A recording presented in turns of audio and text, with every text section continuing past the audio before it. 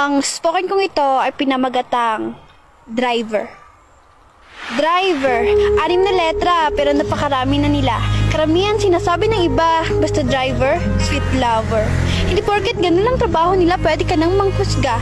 Kapag driver ka, kahit mainit maulan pa yan, basta para sa pamilya, ipatuloy ang laban. Hindi madali ang pagiging driver lang, kasi sa bawat pag-alis nila, mga buhay nila nakasalalay. Makakauwi man sila, ngunit mga pagod nila ay nakakatamlay. Pero kahit na ganon, may inuuwing ulam at tinapay.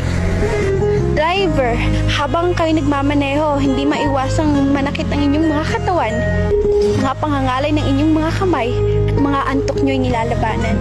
Pero mawawala lang lahat ng yun pag pamilya na ang nasilayan.